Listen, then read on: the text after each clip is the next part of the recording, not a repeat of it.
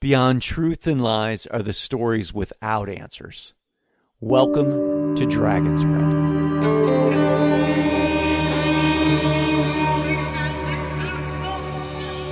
For many, it may be hard to imagine that there's peace behind life. Love? Relief? No, it may be too far-fetched to dream from the reality of pain we see every day in our world. But what if you didn't have to imagine? You knew that for a brief moment, you were shown a love so complete that pain became the impossible dream to understand. How could love move you then? This is August Goforth's story, and this is the episode we've titled Writing Through.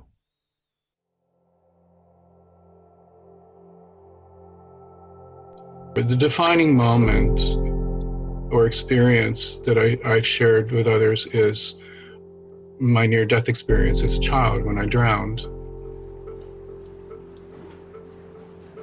Between 3 and 4 years old, being with my mother and her friends and their kids at a lake, a local lake. It's one of those kind of sandy brown lakes with a dock on it, and watching the older children run down to the end of the dock and with great fun jump off into the water and often sort of stay under the water for a long time.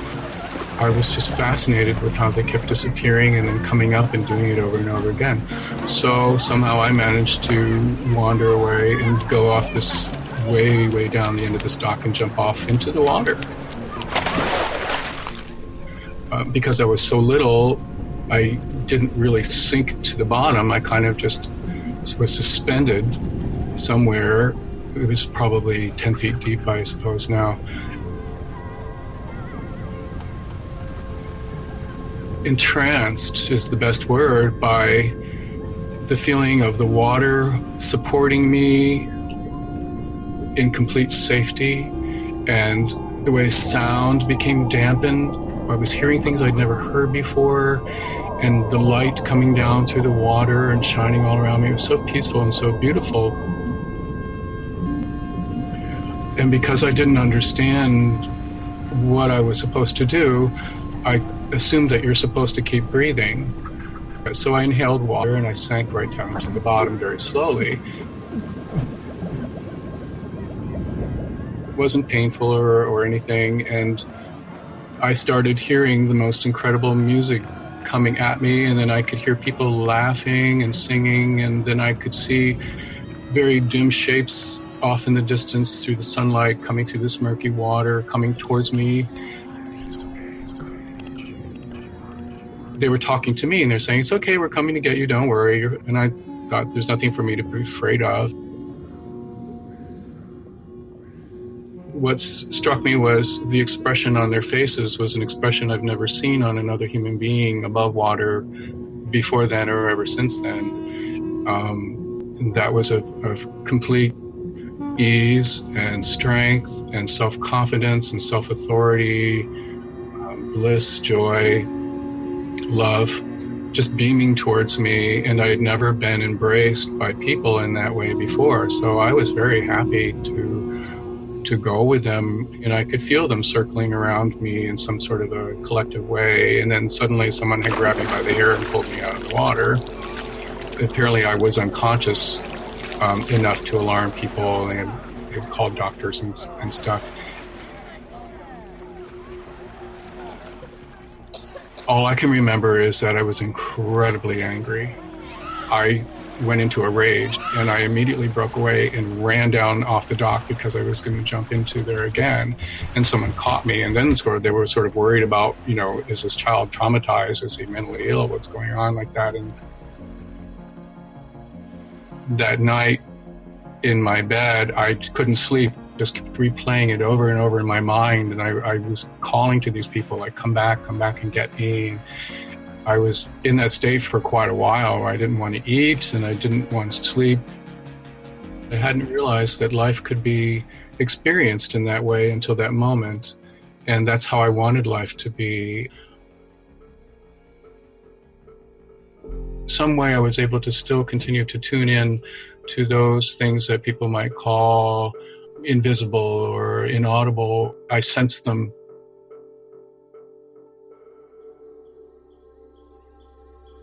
I grew up in a very isolated part of the United States, the northern Appalachian Mountains. It's mostly state game land, so there's nothing built upon it. There's only, less than 2,000 people there, and I'm related to most of them. There's about 10 generations of my family in the cemetery there. That isolation preserved a lot of what we might call the old ways, the way that people interacted with nature and weather and spirit. Both of my grandmothers were mediums, and people in the communities knew this. One grandfather was the village dowser. People knew he had this ability to find water for their farms or their houses. It was recognized that certain of us, meaning my cousins and myself and some siblings, had abilities, and it wasn't really talked about all that much or discussed or analyzed. It was just part of the living. And it was accommodated because I actually could see other people coming into the space. They would understand that I would insist, like John was there with us that night, and I would say, would you set an extra place at the table for him? And they would do that. The only problems that came out of that was, people understood that coming into the home, that this little kid may see and act as if there's other people around that you can't. So there's a certain purity to you, like culture hasn't infiltrated you yet, where you're getting a sense of what a difference is. So where does that come in? Well, when I realized that I was gay.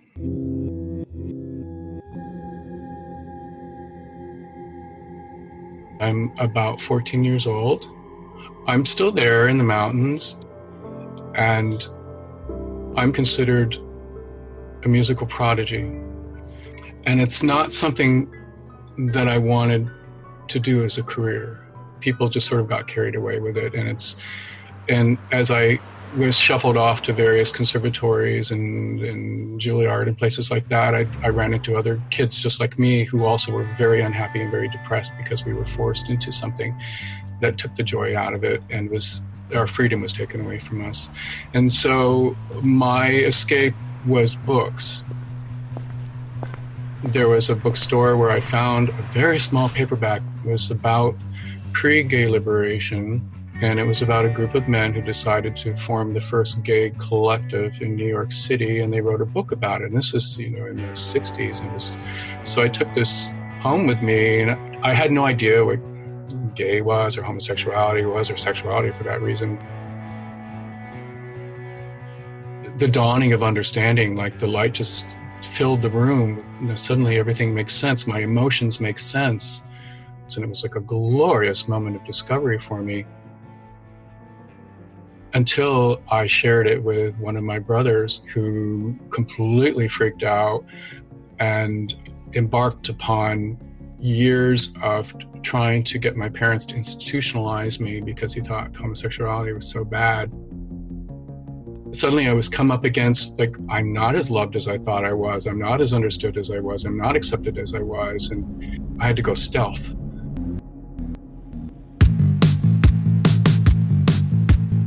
So here I am now off in college, leading a double life and having to learn how to use my spiritual skills to survive, to make myself invisible.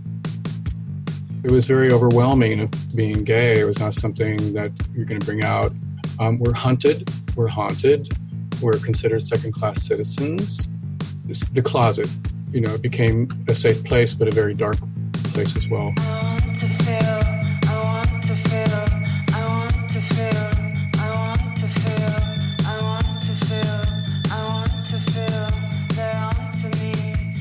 Exposed to all these different people and cultures and languages, different colors of skin that I had never seen before. I hadn't seen anyone with brown eyes until I was probably 6 years old. It's different people and cultures and languages, different colors of skin, brown eyes, skin. To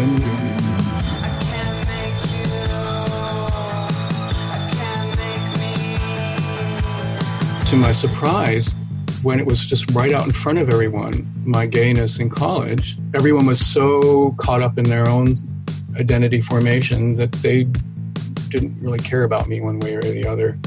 But because it gave me such a sense of strength and joy, a friend and I who had found each other who was gay, also, we went to the dean and we started the first gay hotline in a college in the Northeast.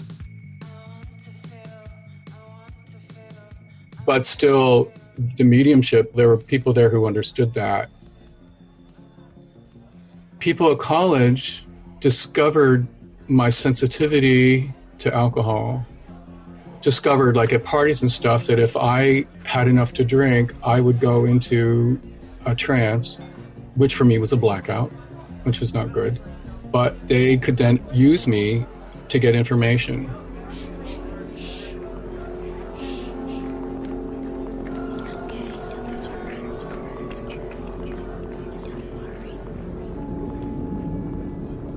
I didn't know this. People had been purposefully bringing bottles of alcohol specifically to plying me with it so they could get me into this state. I developed a tolerance for it. And the question for me is like, how did I become an alcoholic? Because I did. It wasn't until like maybe 2 decades of that went on that I had a white light experience, they call that in the 12-step rooms. One morning, I woke up with one of the worst hangovers that I've ever had in my life. But suddenly I had that moment of clarity, like, this is never going to stop unless I do something different. And I looked up, and it was as if I could see a glass wall between me and the world. I could see out the windows of my apartment, and I could hear children playing and birds singing and stuff. And I heard this voice speak to me that I hadn't heard in years. I used to hear this voice all the time as a child. And so the voice said, this is as far as you can go. You can't go beyond this plate of glass. You're going to have to stop drinking in order to be able for me to remove this plate of glass, for you to move beyond it. Would you like that? I said yes. The room filled with light, so bright I couldn't open my eyes. This wind came into the room and blew everything around. There were papers all over the place, pictures knocked off the wall. When it died down and I opened my eyes, the obsession, it was like a vacuum cleaner had been stuck in my mouth and sucked everything out, and I was clean and clear again. And I panicked. I said, wait a minute, I changed my mind. I'm not ready for this. And this voice laughed.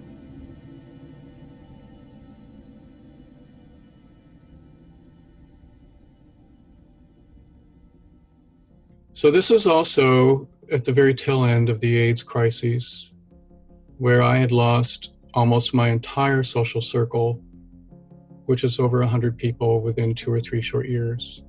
And the person I thought would be my life companion died from AIDS. It was 2 years later that he manifested physically in my space. Like in your room? Is that what you're talking about? Yeah. And it surprised himself. He didn't think that it would happen physically either. And he's like, let's write a book? Yeah. Hearts should be together while worlds do us apart. But the way I feel won't get me through the night. It caught the attention of people on the other side, we could call them. They were fascinated by this love that we had for each other, that it allowed us to reunite and continue on sort of interacting between the two worlds. So they wanted to take advantage of, as an experiment, eventually they said, let's try transmitting some information and seeing if you can articulate it into the written word, into a book. Where that is leading, I don't know, but there is this sense that this has all been orchestrated from the very moment I was sparked into life.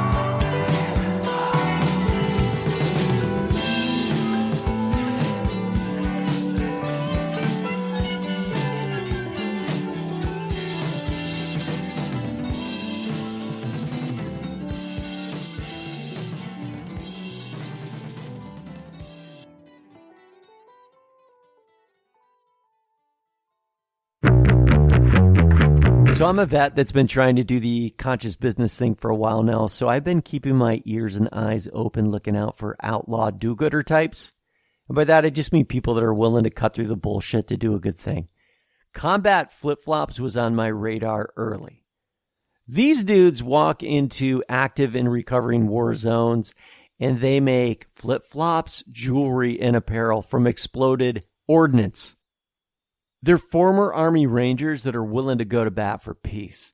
For every product they sell, they put an Afghan girl to school. That's cool.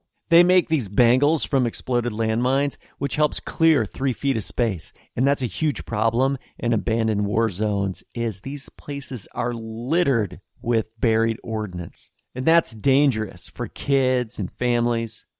So, to join their unarmed forces and help support vets promoting peace through great products, visit combatflipflops.com. Use the code Dragonsbread and get 25% off. Combat Flip-Flops. Bad for running, worse for fighting.